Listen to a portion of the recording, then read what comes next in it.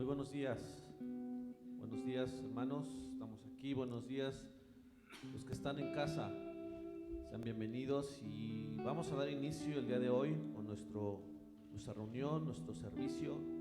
Vamos a iniciar con una oración. Vamos a iniciar que nos van a compartir la palabra y vamos a tomar nuestro tiempo para adorar y glorificar a nuestro Dios. Amén. Buenos días, hermanos. ¿Me podrían acompañar, por favor, con el Salmo 16? Una herencia escogida. Guárdame, oh Dios, porque en ti he confiado. Oh alma mía, dijiste a Jehová, tú eres mi Señor. No hay para mí bien fuera de ti. Para los santos que están en la tierra y para los íntegros es toda mi complacencia. Se multiplicarán los dolores de aquellos que sirven diligentes a otro Dios. No ofreceré yo sus libaciones de sangre, ni en mis labios tomaré sus nombres. Jehová es la porción de mi herencia y de mi copa. Tú sustentas mi suerte. Las cuerdas me cayeron en lugares deleitosos, y es hermosa la heredad que me ha tocado. Bendeciré a Jehová que me aconseja. Aún en las noches se me enseña mi conciencia. A Jehová he puesto siempre delante de mí, porque está a mi diestra, no seré conmovido. Se alegró por tanto mi corazón y se gozó mi alma. Mi carne también reposará confiadamente, porque no dejarás mi alma en el Seol, ni me permitirás que tu santo vea corrupción. Me mostrarás la senda de la vida. En tu presencia hay plenitud de gozo, delicia tu diestra para siempre. Amén. Dios Todopoderoso, a ti te damos la gloria, el honor, la magnificencia, el poder por los siglos, Señor. Tú que eres grande, maravilloso, excelso, Padre. Tú eres nuestra lumbrera, nuestra piedra angular, Señor. A ti nos dirigimos siempre. Tú eres nuestro Dios, único Dios, Padre. Te damos gracias porque estamos aquí reunidos en nuestra iglesia, Padre, dándote la alabanza, dándote la oración, Padre. En ti confiamos, Padre. Nuestro presente y nuestro porvenir son tuyos. A ti te los damos, te los venimos a dejar, Padre. En tu presencia nos encontramos todo el tiempo, Padre. Tratamos de agradarte, de ser aceptos a ti, Señor. Te pedimos, Padre, por nuestros hermanitos, Padre, que en este momento no pueden estar con nosotros, que los suplas todas sus necesidades, tanto materiales como espirituales, Señor. Tú las conoces, Señor. Te pedimos también porque ellos puedan escudriñar tus escrituras, tu verdad, Señor, para poder más adelante deducir entre la verdad, entre la mentira y entre todas los falsos profetas, Padre. Te pedimos fuerza, Espíritu Santo, Padre, para saber deducir, Padre, acerca de la Escritura. Dios Todopoderoso, amado mío, te damos gracias y te pedimos también por los enfermos terminales, los que se encuentran en los hospitales, Padre. Te pedimos los sanes, sanación, Señor, por ellos y también por las personas que estén pasando por dolores muy graves, muy fuertes, Señor, desesperanza, desilusión, Señor, desamor. Te suplicamos por ellos, Padre, que sepan que tú eres un Dios sanador, un Dios transformador, Padre, un Dios perdonador, Señor. Perdónanos, Señor, a nosotros por todas nuestras iniquidades, Señor, conscientes o inconscientemente, Señor. Te suplicamos por ellas, te las traemos humildemente a ti, Señor, dándote la gloria, la honra y el honor solamente a ti, Padre. Fortalécenos espiritualmente, Señor. Necesitamos tu ayuda. Como humanos imperfectos, Padre, necesitamos que nos ayudes cada día, el día a día, estar tu palabra, Señor, en tu presencia, Señor. Te damos gracias por nuestra iglesia que ha crecido espiritualmente, que nos has dado palabra, que nos has dado aliento y fortaleza y fuerza para seguir adelante, Padre. Rey amado, te pedimos que estas palabras no salgan y retumben como un tambor, sino que lleguen al corazón de las personas, Señor. Todo esto te lo suplicamos en el nombre de tu Hijo Cristo Jesús. Amén.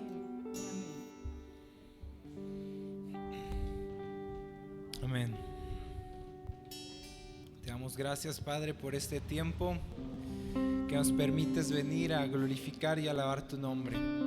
Salmo 103 dice: que todo lo que soy alabe al Señor, con todo el corazón alabaré su santo nombre. Que todo lo que soy alabe al Señor, que nunca olvide todas las cosas buenas que a Él hace por mí. Él perdona todos mis pecados y sana todas mis enfermedades. Me redime de la muerte y me corona de amor y tiernas misericordias. Colma mi vida de cosas buenas, mi juventud la renueva como la del águila. El Señor da rectitud y hace justicia a los que son tratados injustamente. Creo que el Señor ha sido hasta el día de hoy, a pesar de todo, bueno con nosotros. Creo que el Señor ha hecho muchas cosas buenas por nosotros y es por eso que el día de hoy estamos aquí, para alabar y glorificar su nombre. Por eso hice este salmo: que todo lo que soy glorifique y alabe su santo nombre.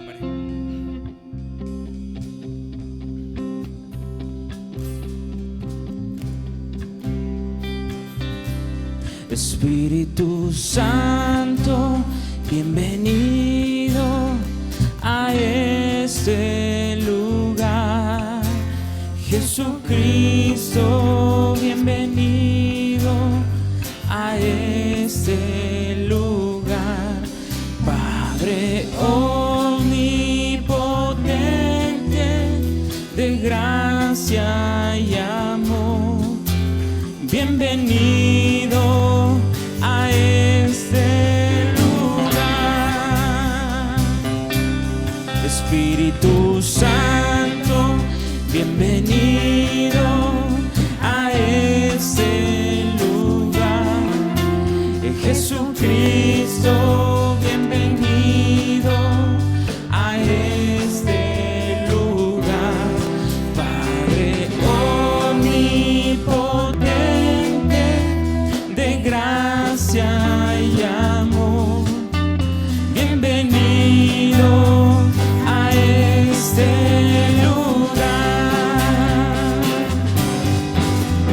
Bienvenido, Espíritu de Dios, damos gloria solo a ti, Señor. Bienvenido, Espíritu de Dios, hoy rendimos coronas a tus pies. Bienvenido, Espíritu de Dios, damos gloria solo a ti, Señor. Bienvenido, Espíritu de Dios, hoy rendimos coronas a tus pies.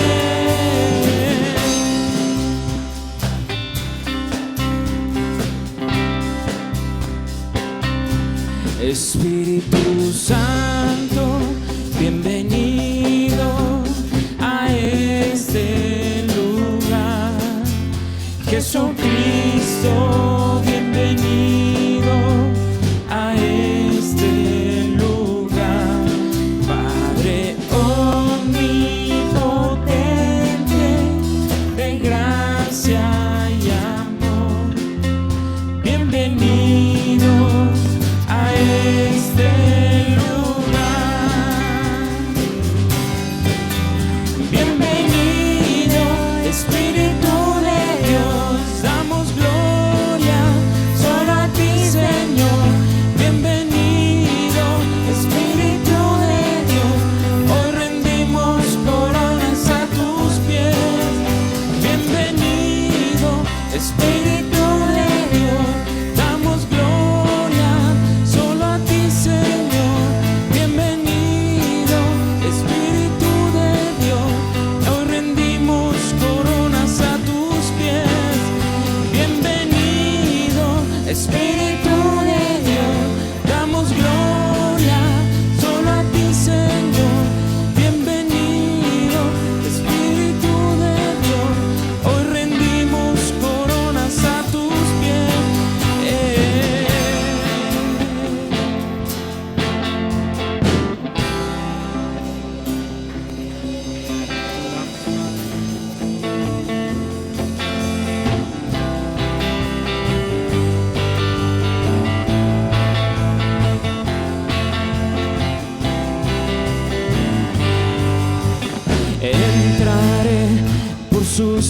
puertas con acción de gracias, con alabanza, y diré: grandes cosas ha hecho el Señor.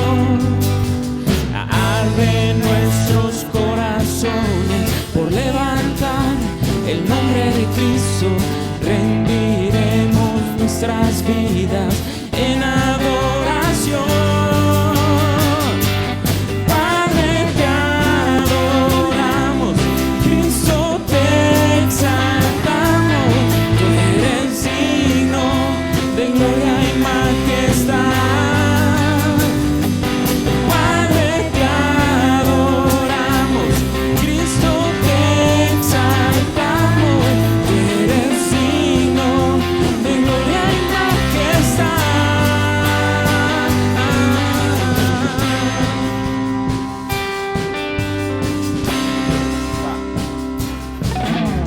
Entraré por sus puertas con acción de gracias, con alabanza, y diré: grandes cosas ha hecho el Señor. Arde nuestros corazones por levantar el nombre de Cristo. Rendiremos nuestras vidas en adoración. Padre, te adoramos, Cristo, te exaltamos. Tú eres digno de gloria y majestad. Padre, te adoramos, Cristo, te exaltamos. Tú eres digno de gloria y majestad. Padre, te adoramos, Cristo, te exaltamos. Tú eres digno de gloria y majestad. Padre, te adoramos, Cristo, te exaltamos. Tú eres digno de gloria y majestad.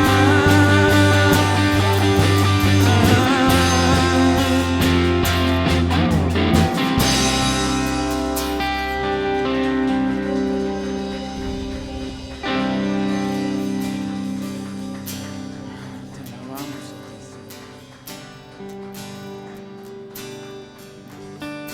Gracias, Dios, porque solo tú puedes romper con ese poder del pecado. Gracias, Dios, porque tú has sido tan bueno con nosotros. Gracias, Padre, porque a pesar de que somos malos, Dios, sigues siendo bueno con nosotros y tus misericordias no cambian. Tu gracia, Dios, es para toda la vida.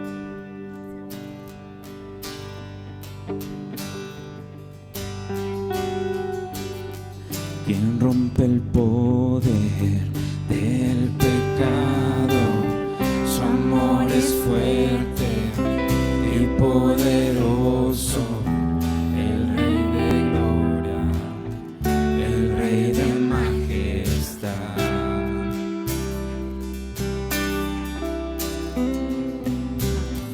Conmueve al mundo con su estruendo y nos asombra de maravillas. El Rey de gloria, el Rey de majestad. Y así sublime,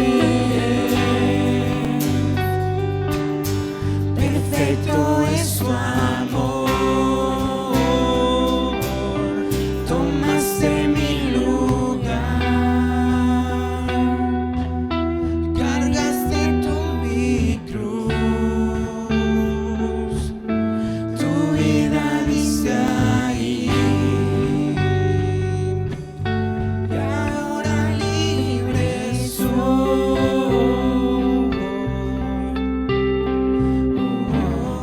Jesús te adoro.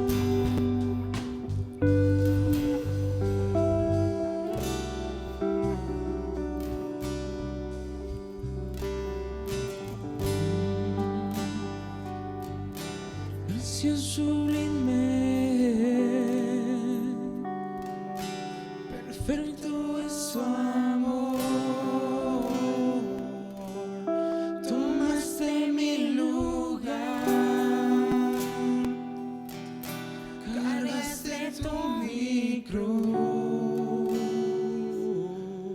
Tu vida dice ahí, y ahora libre soy. Oh, Jesús, te adoro por lo que hiciste en mí. Señor, te adoramos por todo lo que hiciste por nosotros en esa cruz. Gracias, Dios, porque día a día la tierra te canta por tus misericordias, porque todo lo que respira aún así te alaba, porque nos creaste con esa intención de alabar y glorificar tu nombre. Y gracias porque a pesar de todo tú sigues siendo Dios. Gracias, Dios, porque has sido tan grande para nosotros. Y ese es nuestro deseo, algún día poder estar ahí delante de ti cantándote lo grande que son tus misericordias, lo grande que eres y lo bueno que has sido con nosotros, Padre.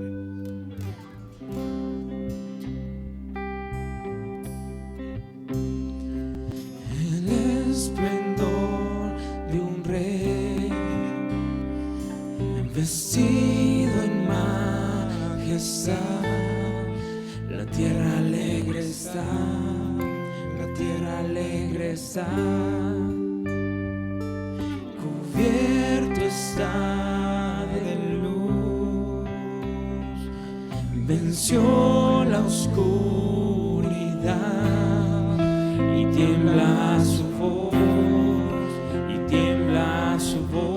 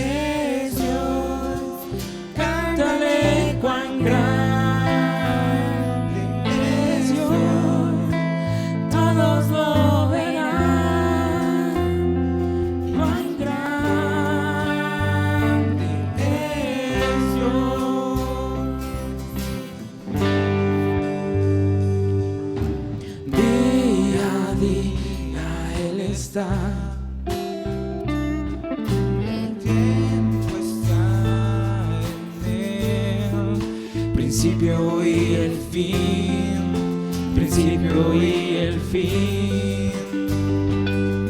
La Trinidad en Dios, el Padre, Hijo y Espíritu, el Cordero y el León, Cordero y el León. Grande es Dios, cántale cuán grande es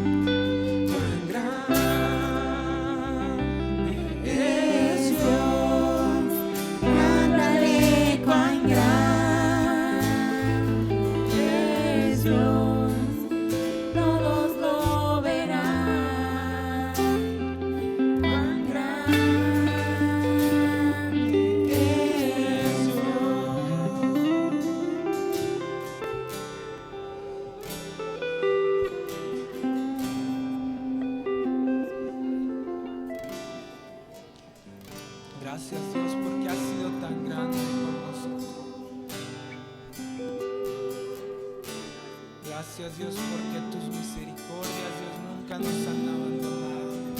A pesar, Dios, de que la gente pueda, Dios, irse, a pesar de que la gente pueda fallarnos, tú nunca nos fallas, Dios.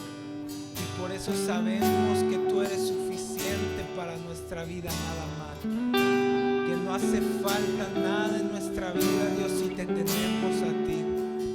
Te damos gracias, Señor Jesucristo, porque es suficiente para nuestro corazón, porque eres lo único que nos hace sentir completos, porque eres la única fuente de felicidad, Dios.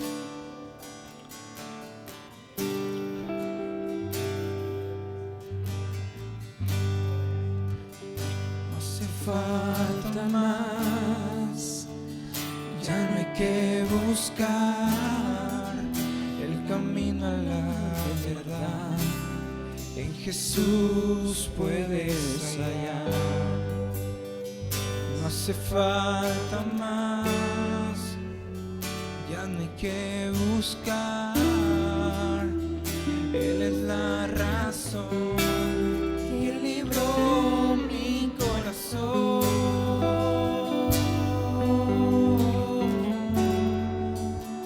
Libró mi corazón.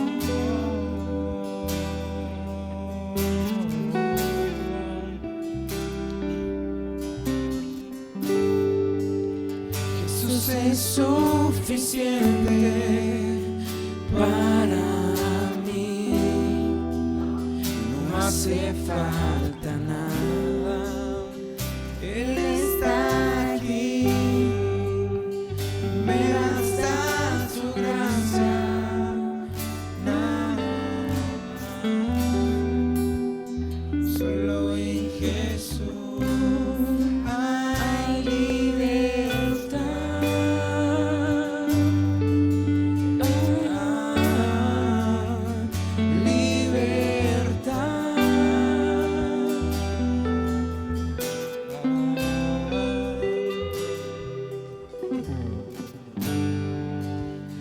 No hace falta más, ya no hay que buscar el camino a la verdad. En Jesús puedes hallar. No hace falta más, ya no hay que buscar. Él es la razón que libró mi corazón.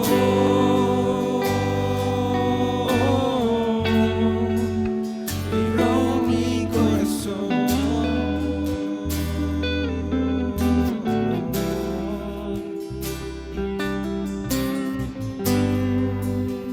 Jesús es suficiente para mí. No hace falta nada. Él está aquí. Me basta su gracia. Nada más. Solo en Jesús hay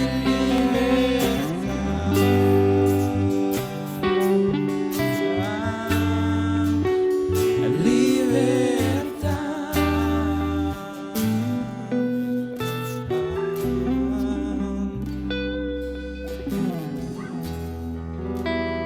Aunque no merezco,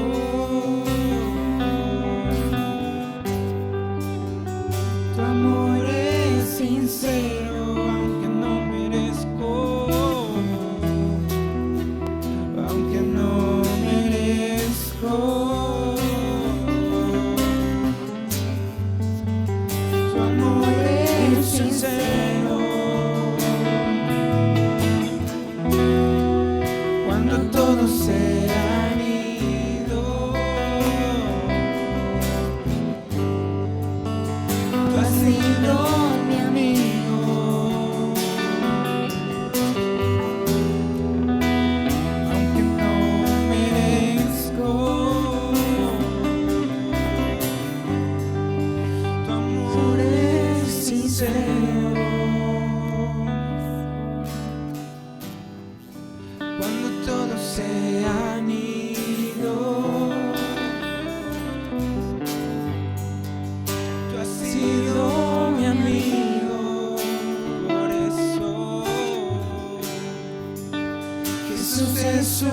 suficiente para mí. No hace falta nada, Él está aquí, me basta su gracia.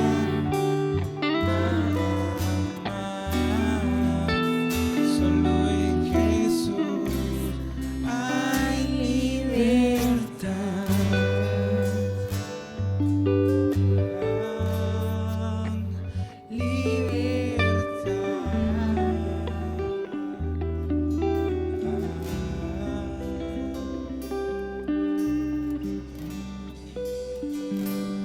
Gracias, Señor, porque tú eres suficiente.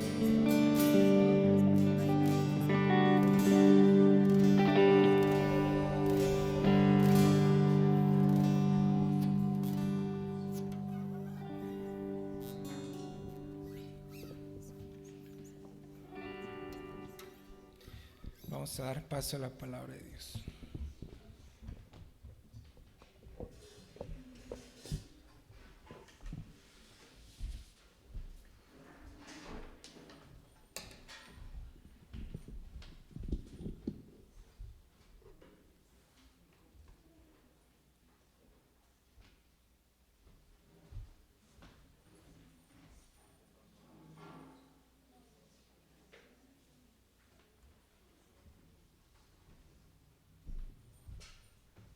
Amén.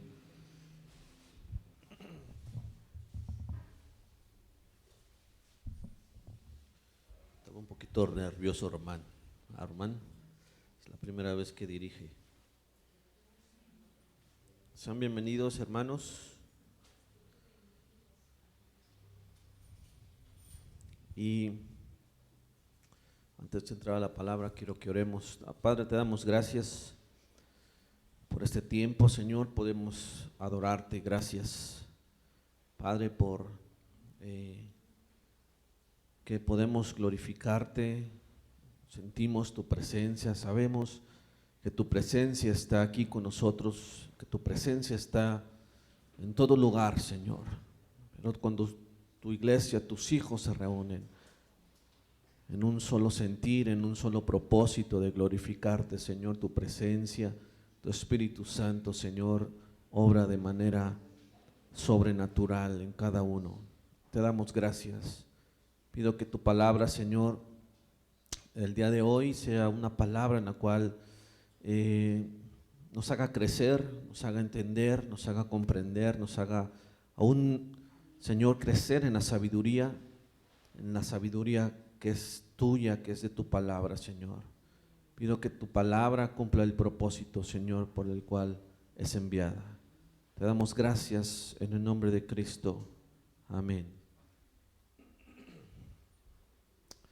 Bueno, después de unas semanas de no podernos reunir todos, ¿verdad? Ya poco a poco nos vamos integrando.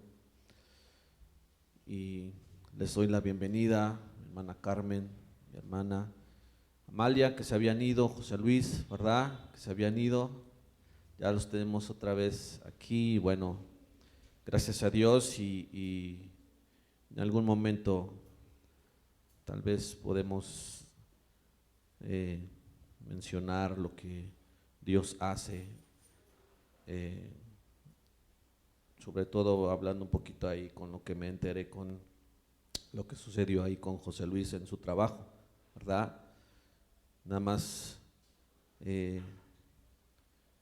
y bueno, Dios sabe y Dios tiene todo bajo control a pesar de las dificultades que se puedan presentar, amén, y confiamos en Dios, en que Dios va a abrir puertas y va a dar también la solución, conforme también nosotros vayamos obrando en la manera en que Él espera que nosotros obremos, ¿no? Esa es la cuestión, eso es lo importante. A veces esperamos, Dios, dame esto, Dios, ábreme puertas, Dios, dame, pero nosotros como que no estamos en la misma línea, ¿no? Pero cuando obedecemos a Dios, cuando escuchamos la palabra y decimos, es que esto no está bien, a pesar de que tal vez tenga unas consecuencias tal vez un poco más difíciles, Créeme que eso es lo que Dios le agrada y en eso Dios se complace cuando uno glorifica a Dios en estas partes. Y continuamos hablando acerca de la doctrina de la Biblia, la doctrina de la palabra, y en esta ocasión hablaremos sobre la inerrancia de la Biblia. ¿Cuántos están de acuerdo que la Biblia es perfecta? Mencionamos acerca del Salmo 19, donde dice: la ley de Jehová es que perfecta, ¿verdad? Que convierte el alma. Es decir, no contiene errores, es perfecta, y todos tenemos en este sentido tal vez esa convicción, ¿no? De que la palabra de Dios es inerrante. Sin embargo, la palabra de Dios diariamente está peleando una batalla, ¿no? O se pelea una batalla con respecto a la palabra de Dios. Se pelea una batalla con respecto a la filosofía, a la psicología, a tantas cosmovisiones, a tanta forma de pensar de la gente, en lo cual pues parece que cada quien tiene su forma, ¿no? Cada quien tiene su forma de interpretar. De tal manera que nosotros como cristianos también desempeñamos esa batalla.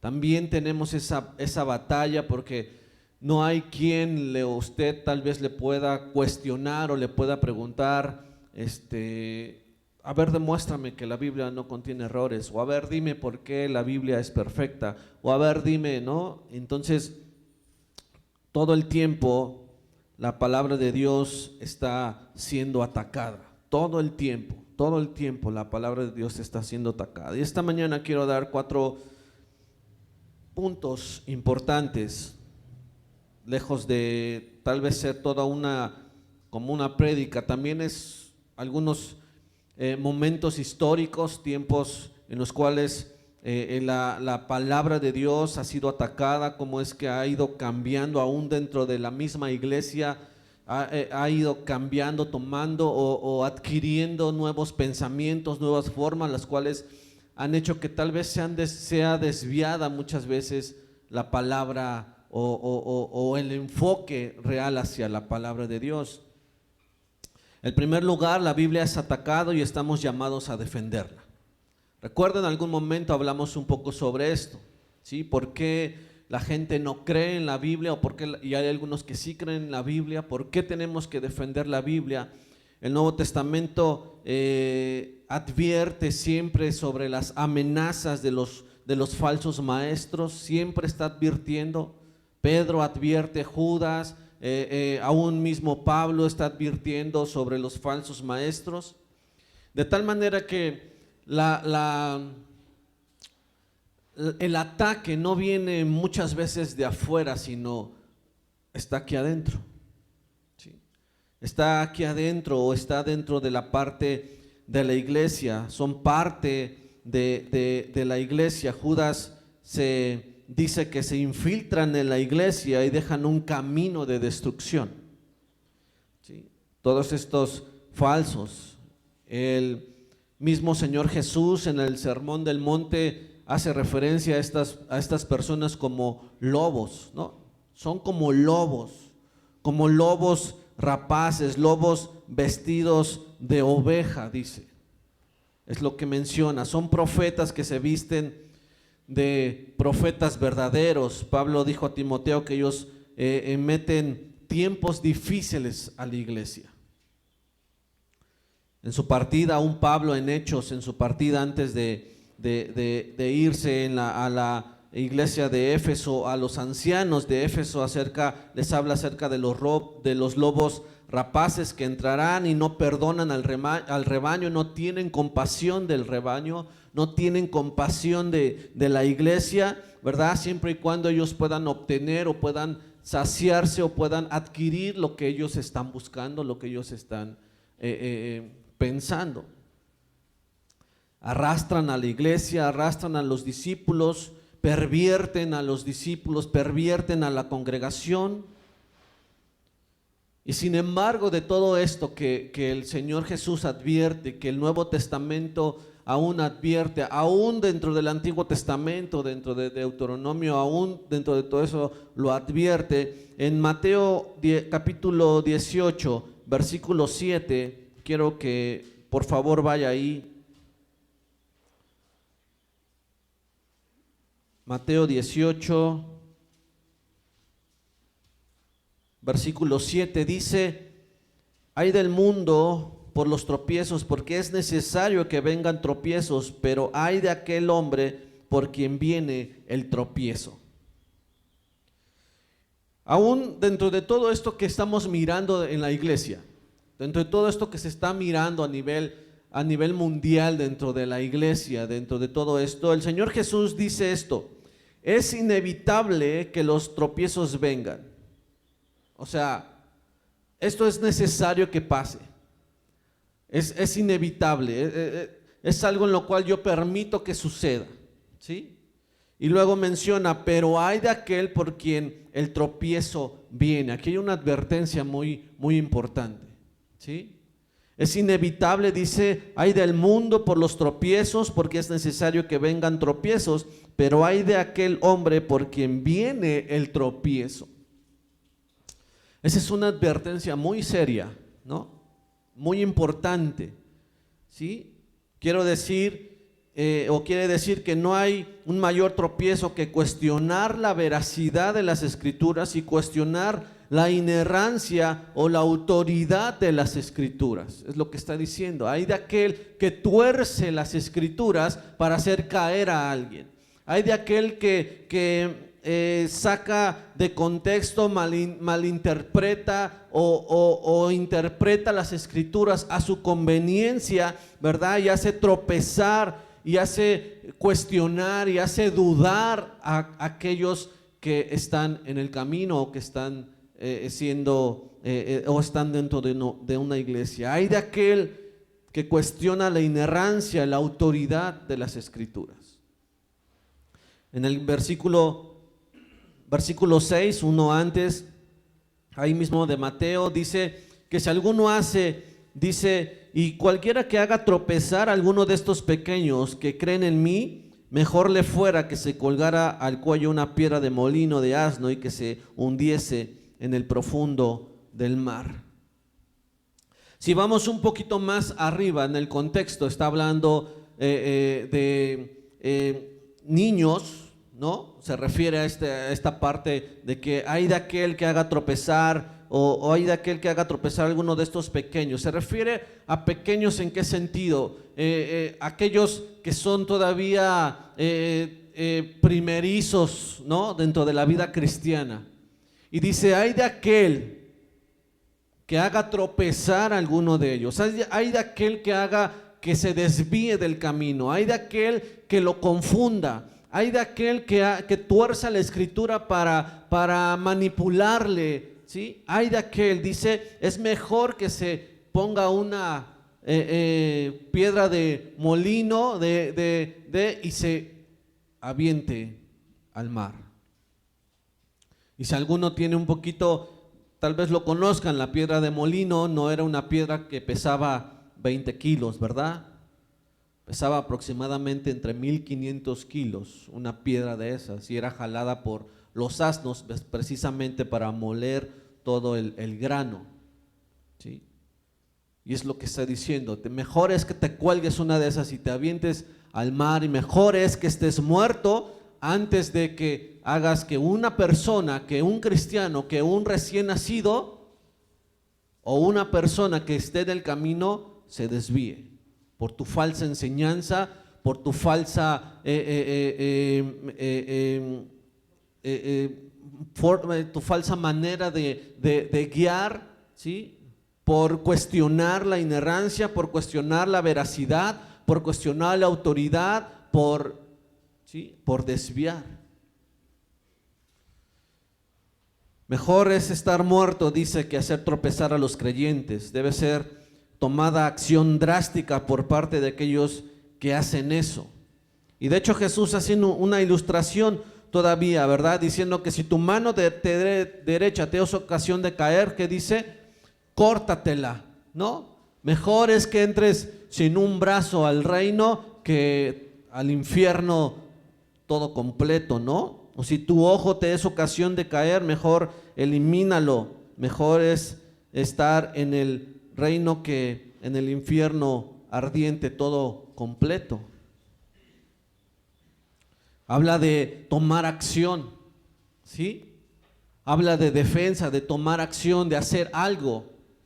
Si tú sabes que estás en algo que no es agradable, tienes que cortar, es lo que dice, tienes que cortar. Si tú estás viendo, escuchando a alguien, si tú estás leyendo algo que no es y dice, tienes que tomar acción, corta. Si dices, no, es que sí tiene un poco de esto bueno, pero también esto como que no me cuadra o no me gusta, no es que tenga un poquito bueno y otro malo y a ver cómo lo voy campechaneando, no es corta todo eso, o está correcto o está incorrecto, ¿no? Es corta con todo eso. Lo que está diciendo es, no hay mayor ofensa, no hay mayor obstáculo que el hacer que las personas pongan en duda la verdad, que pongan en duda la verdad, la inerrancia o la autoridad de la Escritura. Y siempre esperamos esto, ¿no? Ofensas en contra de la Escritura, el mundo ofendiendo la Escritura, ya que existe en el corazón de cada pecador un odio natural hacia la palabra de Dios. Usted va con alguien que no conoce de Dios, usted le habla de la palabra y lo primero que adquiere, ¿qué es? Un rechazo, ¿no? No adquiere, o al menos que sea una excepción, pero no es, ven, te estaba esperando, era lo que yo estaba necesitando escuchar, ¿verdad que no? Por lo regular te escuchan tal vez, pero finalmente pues tratan de dar sus argumentos, de alguna manera tal vez unos te pueden decir, no, a mí no me hables de eso, yo tengo mi creencia, yo siempre fui católico, a mí me enseñaron desde chiquito esto y no. Algunos tal vez te escuchen y digan, no, pues sí, está bien, si es bueno para ti, está bien, para mí no me funciona, para mí me funciona otra cosa, ¿no? Entonces hay un rechazo natural del hombre hacia la palabra de Dios. Es algo muy serio al provocar que la gente dude de la veracidad de la Escritura. Es algo muy serio, ¿sí? Aquí es donde Satanás empezó su ataque. ¿Recuerda? Génesis 3. Es donde Satanás empezó. Cuando cuestionó, cuando dice en el Edén, con que Dios ha dicho, ¿no? Hace esta pregunta, con que Dios ha dicho. La táctica de Satanás es decirle a Adán y Eva, tú tienes el derecho de cuestionar a Dios. Y es lo que hoy el mundo dice, ¿no? Tú tienes el derecho de cuestionar a Dios. Tú tienes el derecho de decirle, ¿por qué Dios esto? ¿Por qué Dios aquello? ¿Por qué si tú eres bueno y si tú eres un Dios que de todo amor, por qué sucede esto en el mundo? ¿Por qué, Señor? ¿Por qué, Dios? Tú tienes el derecho de cuestionar. Es lo que el enemigo hizo con Adán y Eva en ese momento, con que Dios ha dicho. Y ellos empezaron a cuestionar, Eva empezó a cuestionarse en su mente, ¿por qué? ¿Por qué Dios lo dijo? ¿Por qué tengo que someterme a lo que Dios dijo? Si yo, y en ese momento el diablo sutilmente le hace creer a Eva que ya puede ser igual que Dios, puede librarse de esa autoridad de Dios y puede hacer lo que ella quiere, ¿no? Y toma una decisión.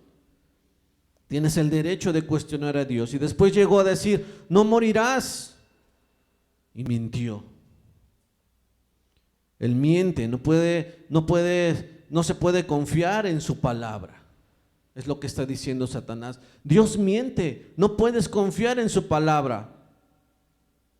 Y esto es hasta el día de hoy la misma estrategia que el enemigo emplea con el mundo y con la iglesia misma, ¿sí? Se vuelve la estrategia del enemigo de nuestras almas. Dios miente. Ya ves, has estado orando y no hay respuesta. Ya ves, dice aquí que se supone que dice aquí que Jehová es tu pastor. ¿Dónde está? Estás pasando por una prueba difícil. A ver, ¿dónde está? Cuestiona a Dios. Pregúntale, ¿por qué, Señor, si yo voy a la iglesia? ¿Por qué, Señor, si yo ofrendo? ¿Por qué, Señor? ¿Por qué me cuestiona? Es la misma estrategia que hace el enemigo hasta el día de hoy. Y no porque usted no pueda preguntarle al Señor, Señor, ¿qué está pasando? ¿Sí me explico? No porque usted no pueda decirle, Señor, esto que está sucediendo es muy diferente a cuestionar a alguien, decirle, a ver, explícame a mí por qué, si yo se supone que soy, que hago y que vengo y que es muy diferente a decirle, Señor, ayúdame a entender por qué está sucediendo esto, ¿no? Es muy diferente preguntarle o decirle, Señor, ¿por qué, Señor? Quiero entenderlo, ayúdame a pasar por esto.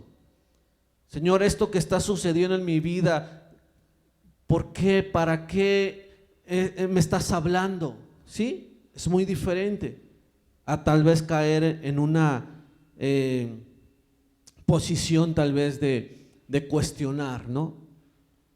Finalmente Dios es soberano, entendemos eso, ¿cierto? Y Dios hace conforme a su voluntad. Y esa parte es la que nosotros nos cuesta decir, ay, es que quisiera que Dios me revelara su voluntad para yo, es por esto. No tiene por qué revelarnos su voluntad, o no tiene por qué decirte, mira, Antonio, mañana o pasado voy a hacer esto para que, no. Si a Pedro aún le dijo, mira, Pedro, el diablo me ha pedido permiso para zarandearte, es como una pequeña advertencia que le dio o algo, pero no le dijo de qué. No le dijo, mira, Pedro, vas a pasar por esto vas a hacer, me vas a negar 3 veces y luego, no. De tal manera que eso nos deja entender que vamos a pasar por situaciones difíciles, ¿no? Que Dios mismo va a permitir que aún el enemigo pueda también zarandearnos. ¿Sí? Pero es ahí donde nosotros también vamos creciendo y vamos avanzando. Pablo habla de espíritus engañadores y de doctrina de demonios, habla de personas que predican a otro Jesús, que vienen con un espíritu diferente, un evangelio diferente. Y de cierta manera, hermanos, esto es algo muy claro, ¿no? Satanás se disfraza como ángel de luz. ¿Sí? Esto es lo que dice la palabra. Satanás se disfraza como ángel de luz. Y debido a que todos estos ataques hacia la verdad vienen, es muy importante que nosotros defendamos la Escritura. Es muy importante que nosotros estemos parados bien en la roca, en la palabra, bien cimentados, ¿no? En 1 Timoteo capítulo 6, versículo 20, Pablo exhorta a Timoteo y dice: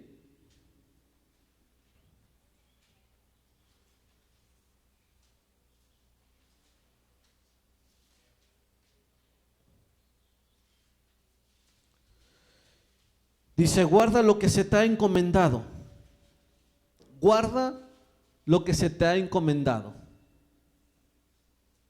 Y eso es un llamado también para nosotros, ¿no? Tenemos que guardar lo que se nos ha encomendado. Dice, guarda lo que se te ha encomendado, evitando las profanas pláticas sobre cosas vanas y los argumentos de la falsamente llamada ciencia, la cual profesando algunos se desviaron de la fe. La gracia sea contigo.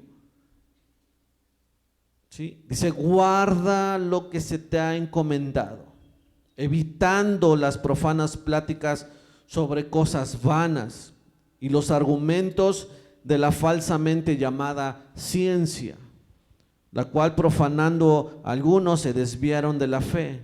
Él reitera esto en el versículo, en 2 Timoteo 1:13, dice: retén la forma de las sanas palabras que de mí oíste, en la fe y amor que es en Cristo Jesús. Guarda el buen depósito por el Espíritu Santo que mora en nosotros. Guarda, nuevamente, guarda, retén, mantente, ¿no? Lo que has escuchado, lo que has aprendido, lo que es la buena doctrina, lo que es la buena enseñanza, lo que son las sanas palabras. Dice, guárdalo. Judas capítulo 1, versículo 3 dice a sus lectores, contiende ardientemente por la fe. Contiende ardientemente por la fe. Y esto es una defensa hacia la fe, una defensa hacia la palabra, una defensa hacia el evangelio, una defensa. Dice en otras palabras, la idea es que la idea que él está empleando aquí en contender ardientemente no es en el sentido de ve y peléate con la gente y no te dejes y si alguien te dice no, tú dile, no está mencionando eso. La idea es de llevar a cabo una lucha de alguna forma heroica, como un mártir luchando hasta la muerte en la arena, manteniéndote firme, es lo que está diciendo, ¿sí? Como ese mártir que echaban a la arena y que miraba que tal vez los leones o miraba que las bestias estaban devorando a sus hijos y él mantenía aún su fe, defendiendo el evangelio, de alguna manera heroica, ¿no? El padre parado ahí mirando cómo tal vez están quemando a sus hijos vivos, mirando cómo tal vez queman a su esposa, a toda su familia, cómo a lo mejor está siendo enterrado vivo. Y de alguna manera él dice, Judas, contiende ardientemente por la fe, mantente, defiende hasta el último momento, hasta el último aliento de tu vida, aunque estés mirando y te esté doliendo y por dentro o quisieras a lo mejor expresar para salvar la vida, mantente firme. Eso es algo increíble. De acuerdo a la historia, cómo los mártires realmente fueron muertos por la fe. Y a veces, mi hermano, por alguna situación que nosotros pasamos, híjole, ¿no? Ya nos tiramos al drama, ya nos tiramos a, estoy pasando por, cuando ellos realmente dieron su vida por el evangelio. Cuando el emperador o la autoridad, el gobernador mandaba a bañarlos en aceite y prenderlos vivos, y los cuerpos eran puestos sobre las calles para alumbrar las calles. Es algo terrible, ¿no? Y eso nos deja a nosotros como una lección también de mantenernos, de que los tiempos que estamos pasando ahora no son como aquellos en una persecución por la fe, pero sí en otro sentido está siendo perseguida la fe, y hoy más en estos tiempos también, de tiempos como hablábamos en domingos anteriores, donde la misma gente, la misma autoridades pues tratan todo de modificar, pero la verdad es la que permanece.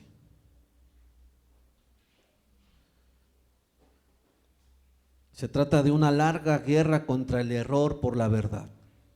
Se trata de mantenernos en la verdad. ¿Recuerda cuando hablamos acerca de la verdad? ¿Qué era la verdad? No tenemos nosotros, voy a decirlo así, como la más mínima idea de lo que es la verdad, a menos que vengamos a la palabra, al menos lo que es o lo que dice Dios mismo acerca de la verdad. Al ver hacia atrás en la historia, para ver cómo esta guerra sobre la verdad se ha llevado a cabo, podemos mirar las formas en que la palabra de Dios ha sido atacada. Primero, el catolicismo, ¿no? El catolicismo romano intercambió primeramente la autoridad de la Escritura. ¿Por qué? Por la tradición religiosa, ¿sí? La Iglesia Católica está llena de tradiciones religiosas. Ha cambiado la autoridad, ha cambiado la veracidad de la Escritura, la inerrancia de la Escritura por todas estas tradiciones religiosas. Sin embargo, dentro de esta parte hubo los reformadores, y ellos realmente reconocieron que solo Cristo es la cabeza de la iglesia. Los reformadores protestantes se sometieron con agrado a su palabra como la única autoridad dentro de la iglesia. Pero ¿qué consecuencias hubo? Una consecuencia que se enfrentaron a toda esa autoridad falsa, ¿no? A toda esa autoridad falsa que podría intentar usurpar el lugar que le correspondía a la Escritura. Y al hacerlo expusieron la corrupción del sistema católico romano. Tenemos ahí a un Martín Lutero exponiendo todas sus 95 tesis, ¿no? Dentro de la Reforma, exhibiendo todos los errores, exhibiendo toda la parte corrupta del sistema o de la religión o del catolicismo romano. Y todavía fue traído y tuvo de cierta manera un juicio, y le dijeron: ya leímos todas tus tesis y va en contra de nuestro sistema, retráctate. Y él simplemente dijo: no me retracto, mi conciencia está cautiva y sea lo que tenga que pasar, yo me mantengo firme. La alta crítica intercambió la autoridad de la Escritura por la autoridad de la razón humana y el naturalismo ateo. No mucho tiempo después de la Reforma, una segunda gran ola de error se estrelló en la vida de la iglesia: el racionalismo. Como sociedad europea surgió en la Edad Media, la edad de la Iluminación resaltante, enfatizó la razón humana y el empirismo científico, y a la vez eliminando lo espiritual y lo sobrenatural. Mientras los hombres comenzaron a colocarse por encima de Dios y su propia razón sobre la Escritura, no pasó mucho tiempo hasta que el racionalismo tuvo acceso a la iglesia. El legado de este racionalismo en forma de liberalismo teológico y continuos ataques sobre la inerrancia bíblica está todavía presente aún en la iglesia y representa una amenaza constante dentro de la iglesia. Después tenemos el periodo de iluminación, el cual ha sido un periodo devastador. Surgieron las sectas, surgió un Joseph Smith, surgió una Ellen White, un Joseph Rutherford, surgieron las sectas surgieron en el siglo XIX y surgieron los mormones, surgieron los adventistas del séptimo día, surgieron los testigos de Jehová, y ellos decían representar formas puras del cristianismo, cuando en realidad simplemente repitieron errores antiguos como el gnosticismo. Y surgen estas partes, surgen estas sectas que ahora se mantienen, y fuertes, ¿no? Muy fuertes, sobre todo en Estados Unidos, donde hay estados completos donde el mormonismo es la religión, donde el testigo de Jehová no puedes entrar, o antes de entrar te van como advirtiendo, como con letreros antes de entrar a un estado en alguna ciudad en Estados Unidos, y eso es algo en lo cual se mantiene. No pasó mucho tiempo cuando surgió el movimiento carismático, y realmente intercambió la autoridad de la Escritura por la autoridad de las revelaciones personales y experiencias. Eso es algo que hoy todavía lo miramos, ¿no?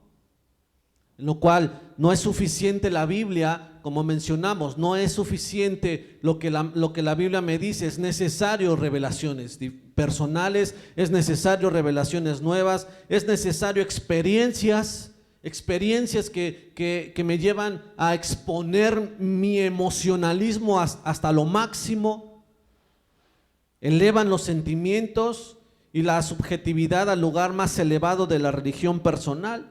Oficialmente comenzó en el año 1901 bajo el liderazgo de Carlos Fox, bajo el movimiento pentecostal. Surgió cuando algunos de sus alumnos supuestamente experimentaron dones y cosas así, mientras que de manera abierta no negaban la inerrancia de las escrituras, pero negaban la autoridad de las escrituras en medio de todas las experiencias y revelaciones que promovieron y que siguen promoviendo hasta el día de hoy. En los años de 1960 y 70 está el experiencialismo. Comienza a infiltrarse en las principales denominaciones. Este movimiento tentó a la iglesia para definir la verdad sobre la base de la experiencia emocional.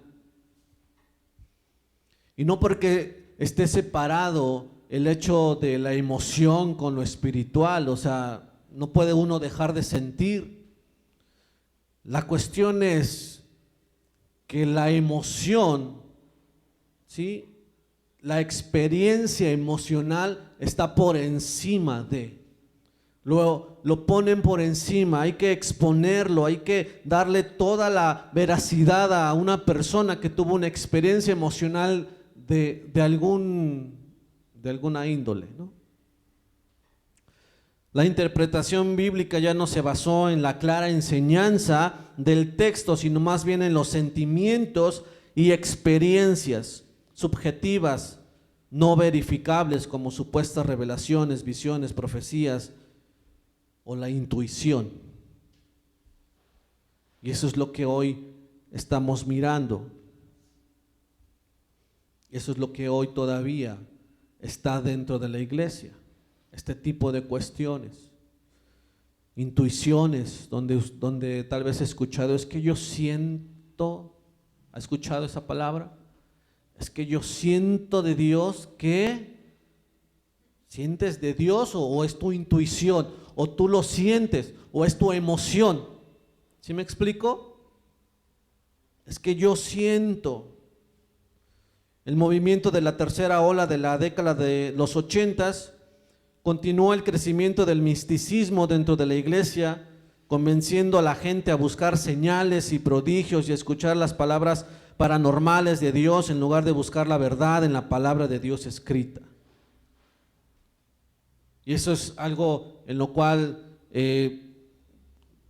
porque se atravesó esta parte de la pandemia, pero eso es algo muy común también, ¿no?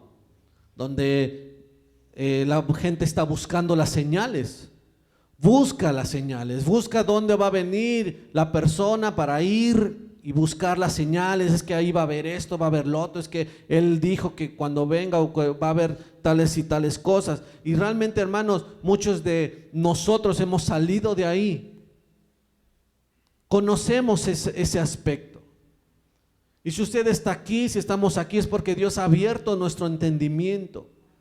Es porque Dios nos ha permitido entender, razonar, comprender todo lo que está sucediendo para poder conducirnos de una manera adecuada, de una manera sobre la buena enseñanza. Pero hay mucha gente que está todavía en este sentido, palabras paranormales, muchas cosas como estas. Mucha manipulación al respecto. La nueva reforma apostólica es otra. Es el último de este tipo de movimientos. De acuerdo con ellos, los apóstoles deben adoptar o deben reemplazar a los pastores y ancianos para que Dios pueda cumplir su plan en los últimos tiempos. Surgen los apóstoles, ¿no? Y dicen ellos, reemplazan al pastor, reemplazan a los ancianos, ya no hay, ahora hay otro rango de autoridad. Por cierto, hay entre 4 y 6 millones en este movimiento para hacer que esto realmente tenga un gran impacto. Dicen ellos, va a haber una gran transferencia de riquezas. Personas que no tienen van a tener, personas que tienen van a dar y van a tener más, ¿sí? Para establecer en el mundo o empezar a preparar en el mundo la llegada de Cristo. Dicen que 1 billón serán salvos. Y con esta nueva reforma apostólica para muchos es algo en lo cual se mueven y buscan. Y es algo en lo cual también es algo peligroso. La psicología cristiana intercambió la autoridad de la Escritura por la autoridad de las teorías. En la década de los 80, la influencia de la psicología clínica trajo el subjetivismo en la iglesia. El resultado fue un cristianismo centrado en el hombre, en el que el proceso de santificación se redefinió para cada individuo, y el pecado ya no es pecado, ahora el pecado es una enfermedad. ¿Sí? Ya no le llaman pecado. A una persona que es alcohólica no le dicen es que estás en pecado, es que estás enfermo, ¿no? Tienes una enfermedad.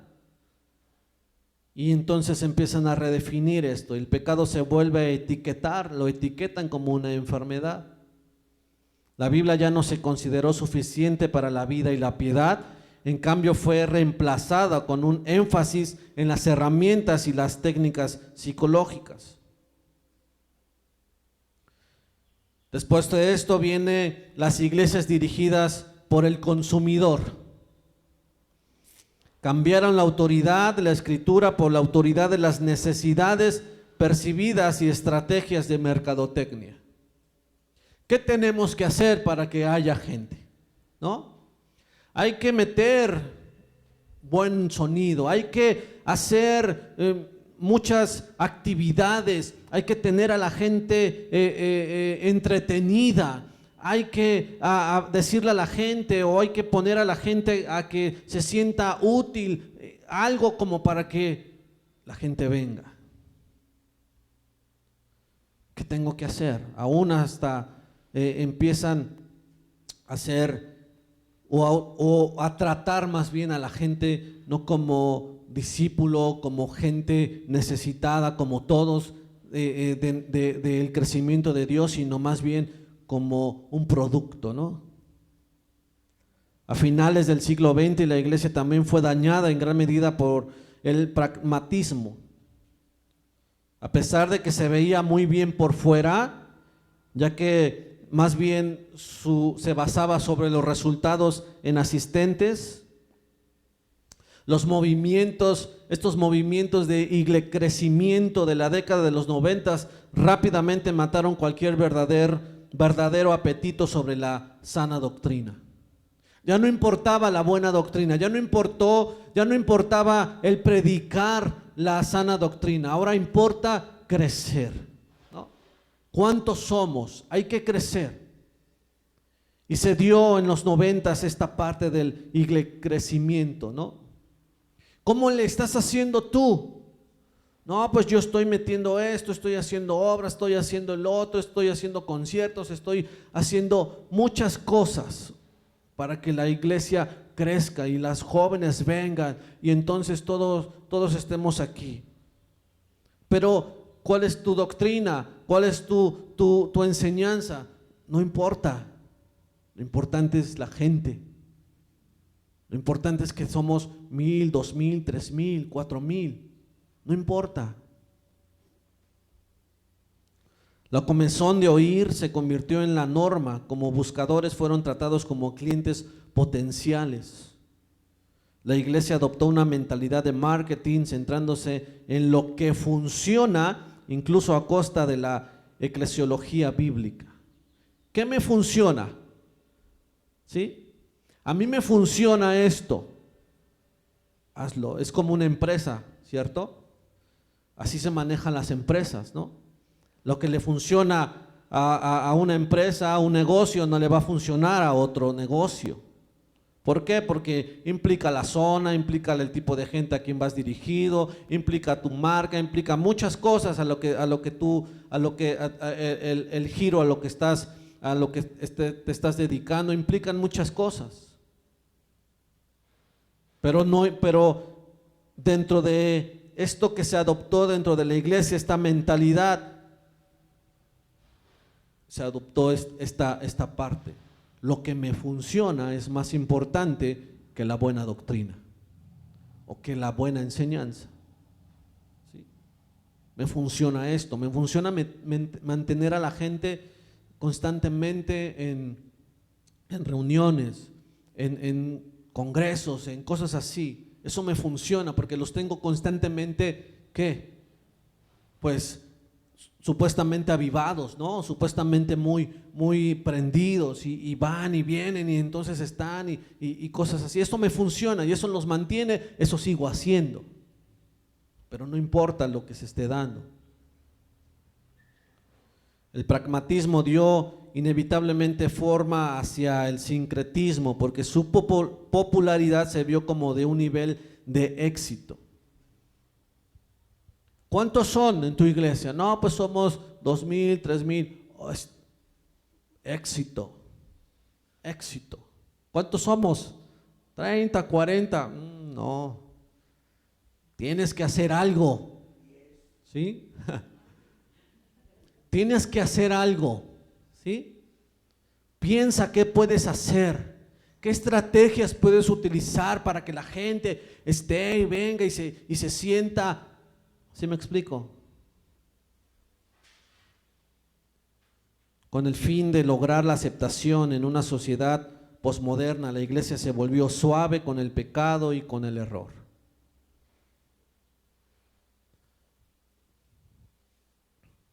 Mi hermano, cuando la iglesia abandona su compromiso con la autoridad de la inerrancia de las Escrituras, los resultados siempre van a ser catastróficos.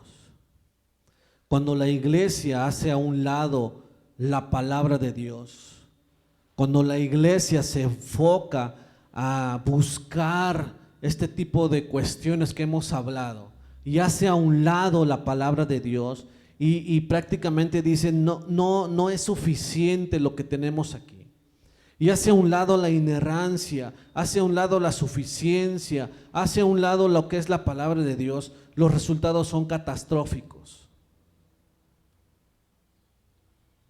No importa que usted a lo mejor pueda mirar y decir, oh, esa iglesia, wow, qué grande, o cómo se ve, o qué gran grupo tienen, o qué grandes cosas. No importa.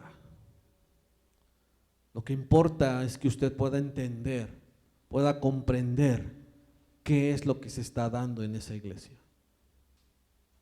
¿Qué es lo que está pasando? Cuando la iglesia abandona su compromiso con la autoridad de la inerrancia de las Escrituras, los resultados siempre van a ser catastróficos. Y en respuesta, los creyentes son llamados, en respuesta a los otros como creyentes somos llamados a defender la verdad contra todos aquellos que buscan atacar la autoridad de las Escrituras. Somos llamados a defender la autoridad de las Escrituras, como Pablo escribió a los Corintios. Y ese es un texto muy importante, un texto parteaguas, 2 de Corintios capítulo 10, versículo 4 y 5.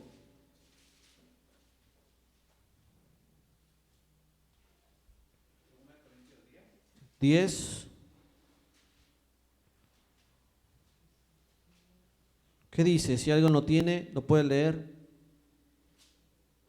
¿O ya está aquí enfrente? ¿Qué dice? Porque las armas de nuestra milicia, ¿qué? No son ¿qué? Carnales, sino poderosas en Dios para la destrucción ¿de qué? De fortalezas. ¿Qué fortalezas? ¿Qué fortalezas?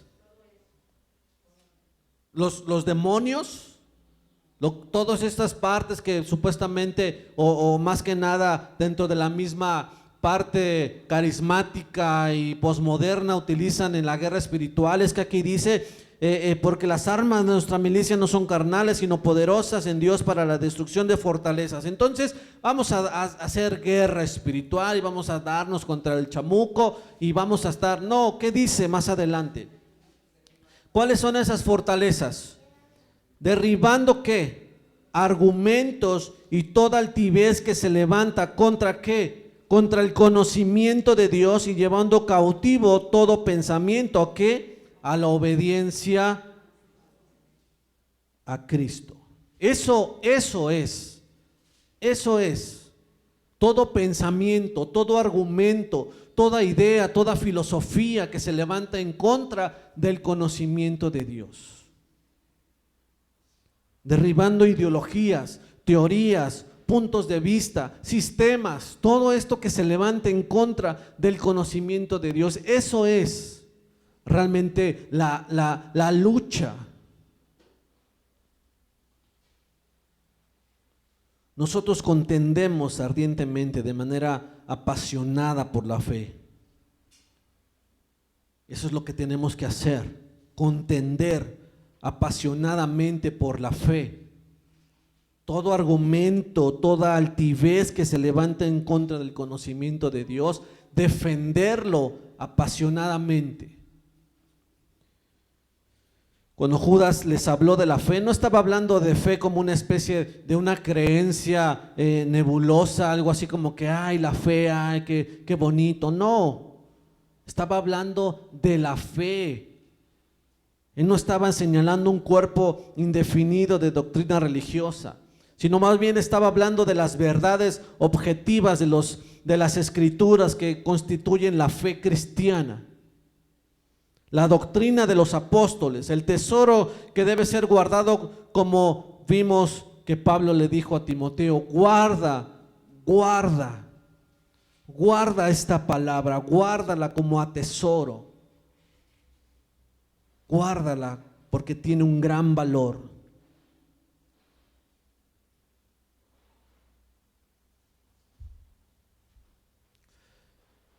Y no es de sorprendernos que aún la misma escritura reserva las palabras más fuertes de condenación para aquellos que quieren o que quitan la verdad de Dios y le ponen mentiras a la boca de Dios. Satanás colocó mentiras en la boca de Dios, con que Dios ha dicho, no vas a morir, más bien vas a ser como Dios, y fue el primero en ser maldecido. La profecía falsa es una ofensa capital en el Antiguo Testamento, en Deuteronomio 13 lo puede usted ver.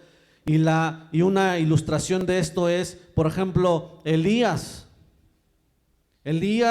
un profeta del Señor, un personaje utilizado en Primera de Reyes capítulo 14. Él mató a 450 profetas falsos de Baal, ¿recuerda eso?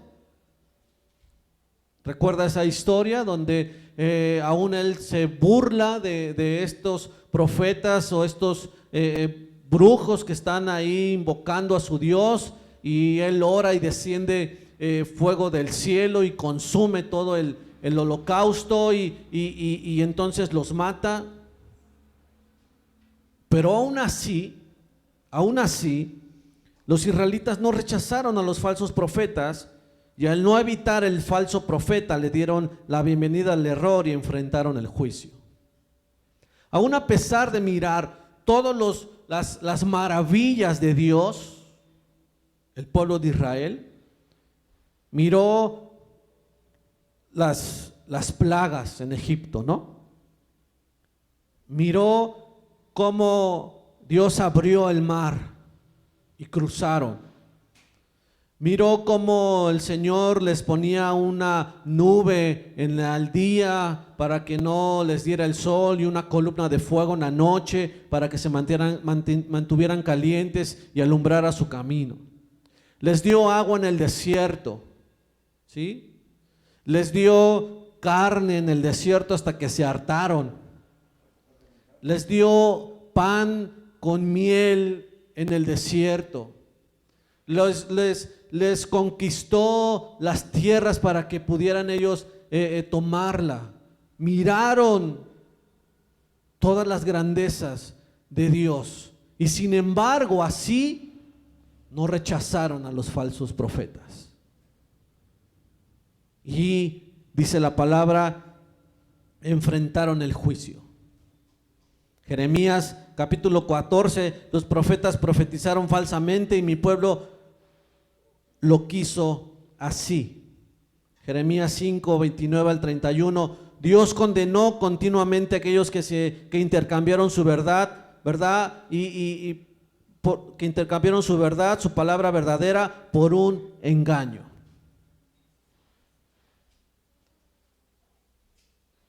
Y hay juicio, hay maldición. Pablo advirtió a Timoteo de aquellos que se iban a amontonar para sí maestros para que oyeran lo que querían oír y se volvieran de la verdad para seguir las fábulas. Gente hoy amontonada porque va a venir para escuchar, ¿no?, lo que quieren escuchar. El Nuevo Testamento pronuncia un juicio severo contra los falsos maestros. Y de nuevo puedo decir que no hay algo más devastador que la mentira de que la Biblia no es inerrante. Ese es un sabotaje contra la verdad o contra la verdadera verdad, contra la verdad bíblica y su cimiento mismo. En segundo lugar, la Escritura tiene autoridad y nosotros estamos llamados a declararla. Esta doctrina básica se deletrea en 2 de Timoteo capítulo 3 versículo 13, en donde dice toda la Escritura que es inspirada por Dios. Ya hablamos acerca de la inspiración. Se refiere a todo el contenido de la Biblia, lo que sale de la boca de Dios, su palabra. Puesto que Dios sopló el universo o habló para crear el universo, ¿verdad? De acuerdo al Salmo 33, 6, tiene sentido que Él también exhaló la Biblia a la existencia, ¿no? Tiene sentido lógico o sentido común si decimos que Dios habló para que el universo fuera creado, tiene sentido que Él mismo haya hablado para que su palabra exista. En algunos pasajes el término escritura es aún sinónimo del nombre de Dios. Eso lo puede mirar usted en Gálatas capítulo 3, versículo 8 y 22, o en Éxodo capítulo 9, versículo 16, o Romanos 9, 17, donde la escritura es un sinónimo del nombre de Dios. Está al mismo nivel, al mismo nivel. Jesús implicaba que toda la Escritura es inspirada como un cuerpo unificado de verdad cuando declaró la Escritura no puede ser quebrantada. Juan 10:35. Y en Mateo 5:18 dice, ni una jota ni una tilde pasará de la ley hasta que todo se haya cumplido. El autor de la Escritura llama a sí mismo la esencia de la verdad. Isaías 65:16. Y el profeta Jeremías atribuye la misma calidad a él. El Señor es verdadero Dios. Jeremías 10:10.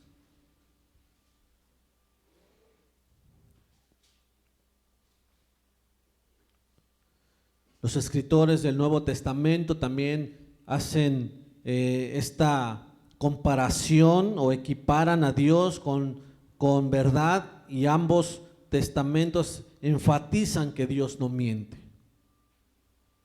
La Biblia tiene que ser infalible porque es la palabra de Dios y Dios es un Dios de verdad.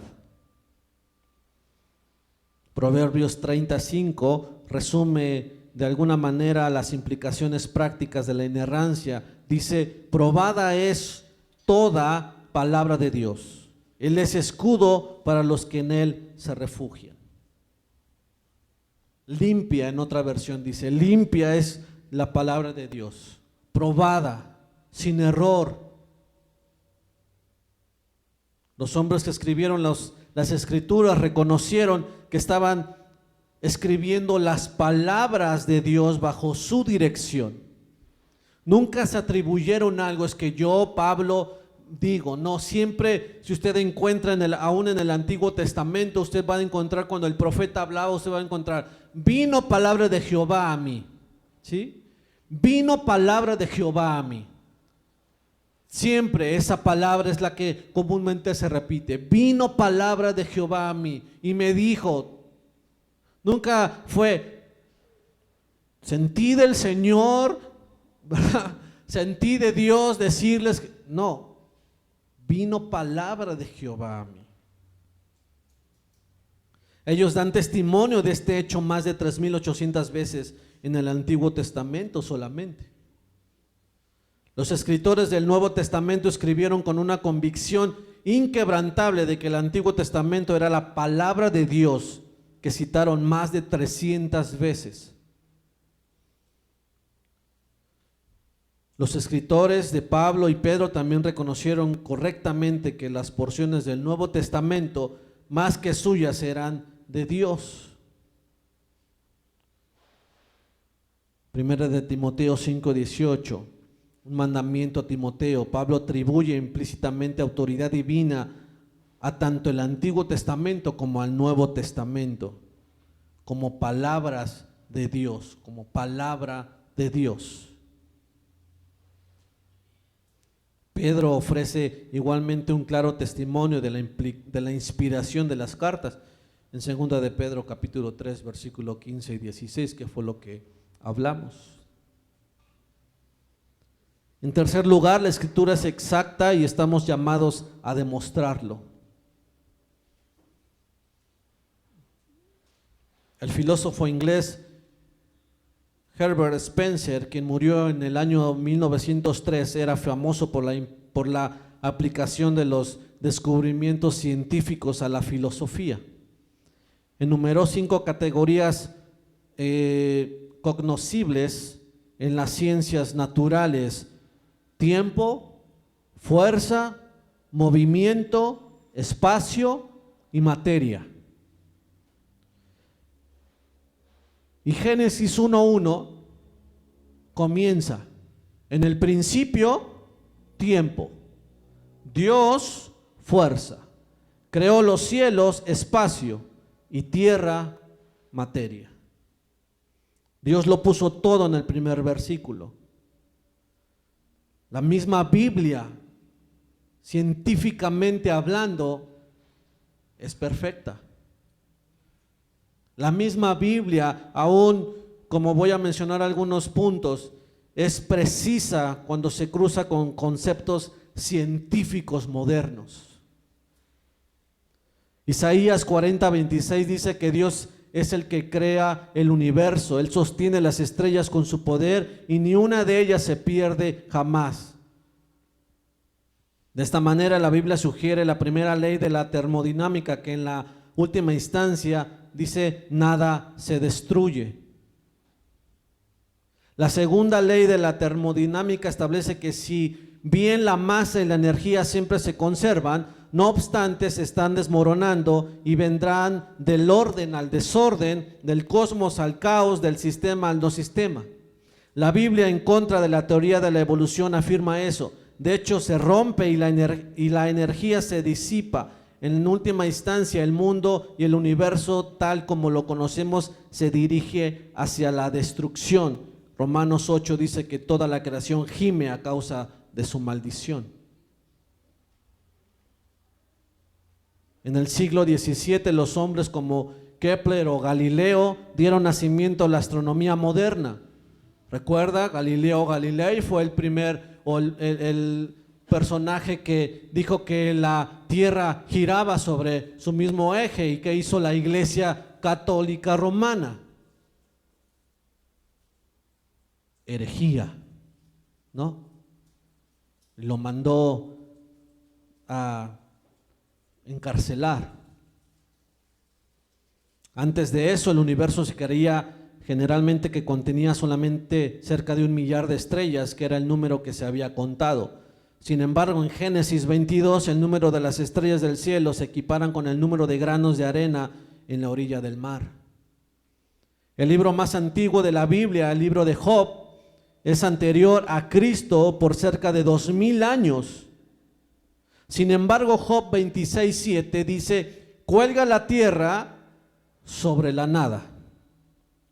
En los libros sagrados de otras religiones, la tierra se coloca sobre espaldas de alguien, ¿no? Y cosas así. 2000 años antes de Cristo, la Biblia ya mencionaba que la tierra estaba sobre la nada, giraba sobre su propio eje, miles de estrellas como la arena del mar. La profecía cumplida también da testimonio de la inspiración y la inerrancia de la Escritura. No hay manera de explicar la capacidad de la Biblia para predecir el futuro a menos que veamos a Dios como su autor. Y en cuarto lugar, la Escritura es activa a través del poder del Espíritu y estamos llamados a desplegarla. La Biblia dice ser viva y poderosa. Amén. Esa es una tremenda declaración cuando la palabra de Dios es anunciada y defendida. Fluye con el poder del Espíritu. La palabra es viva, es poderosa, es como espada de doble filo, que penetra hasta lo más profundo, dice, que discierne los pensamientos, que quebranta un corazón. Eso es lo que hace la palabra, es viva, es poderosa. Y no porque yo la diga o usted la diga, no, es porque es palabra de Dios. Cuando nosotros la anunciamos, cuando nosotros la defendemos, Espíritu de Dios hace lo que tiene que hacer Él en lo sobrenatural para tocar una vida. Hay muchos libros que pueden ayudarnos a cambiar nuestra forma de pensar, ¿cierto? Hay muchos libros o buenos libros que pueden ayudarle a usted a lo mejor a cambiar su forma de pensar. Pero hay un solo libro que puede cambiar la naturaleza del hombre. Y eso es la palabra de Dios. El Espíritu Santo usa la predicación de su palabra para traspasar el corazón y condenar también al pecador. La misma palabra, recuerda, cuando lo hablamos acerca de la verdad, la misma palabra de verdad es la que va a regirnos a todos. Y la misma palabra de verdad es la que va a condenar a unos y la misma palabra de verdad es la que va a salvar a otros. El Espíritu Santo es la fuerza omnipotente detrás de la promesa del Señor. Isaías 55:11, así será mi palabra que sale de mi boca. No volverá a mí vacía, sino que hará lo que yo quiero y será prosperada en aquello para que la envíe. Eso es lo que es la palabra de Dios. Cumple el propósito por el cual ha sido enviada. Eso es lo que hace la palabra de Dios. No vuelve vacía, sino que hace lo que yo quiero. Lo que yo quiero, no, lo que Dios quiere. Eso es lo que hace la palabra de Dios.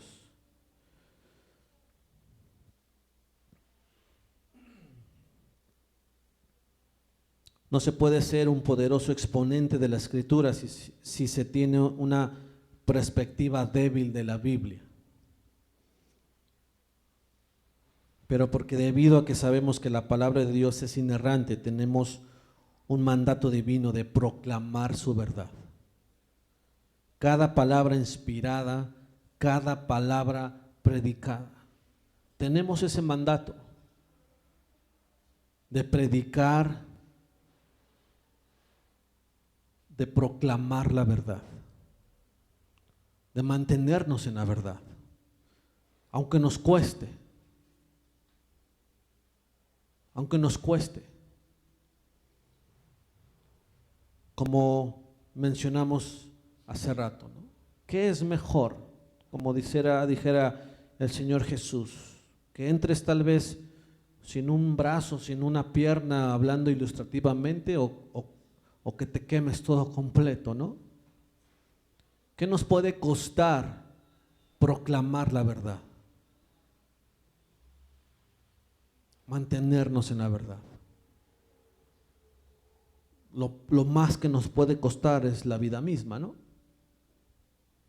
De ahí nos puede costar tal vez el trabajo, ¿no, José Luis? Pero Dios se complace. Y Dios en esa obediencia trae también bendición. ¿Qué nos puede costar proclamar la verdad?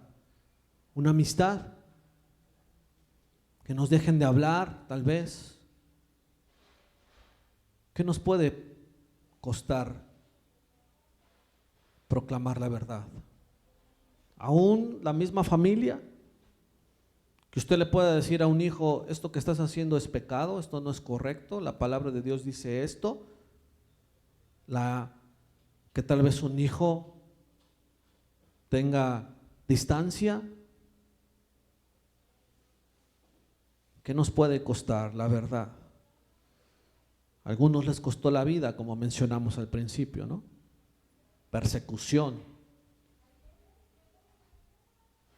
Pero estamos llamados a proclamar esa verdad, esa inerrancia de la Escritura, esa veracidad de la Escritura.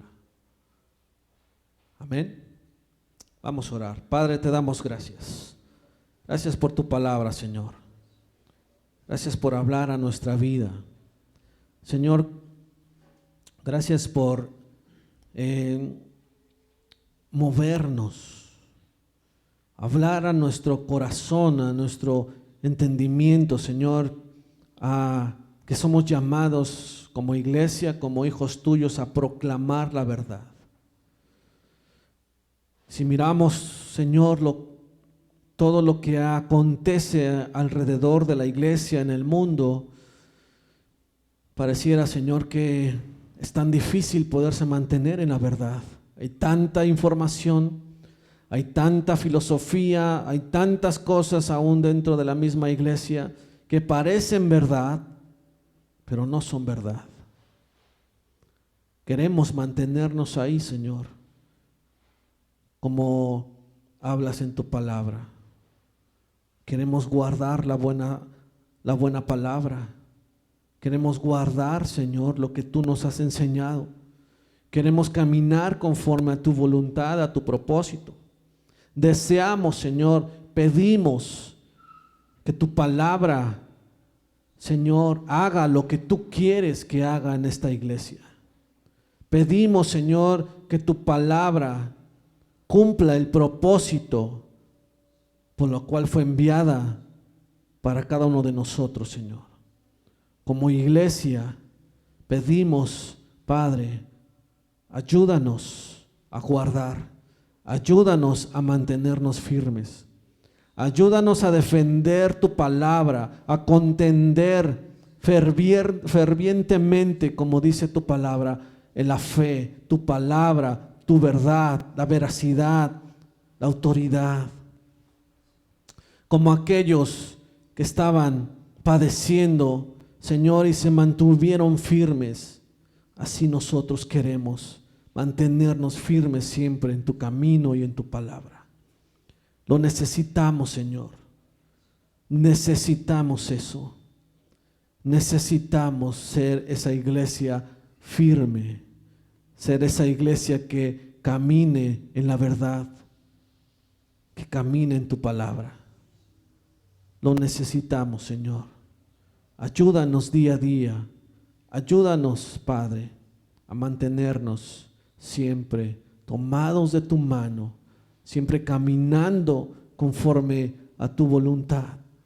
Siempre, Señor, con tu palabra frente a nosotros, alumbrando nuestro camino, guiando nuestro camino, Señor, dándonos dirección, dando discernimiento, Señor, a nuestra vida para saber entender y comprender cuando estamos escuchando, estamos enfrente de una mentira. Ayúdanos, Padre. Te damos gracias, te bendecimos en el nombre de Cristo Jesús. Amén. Amén.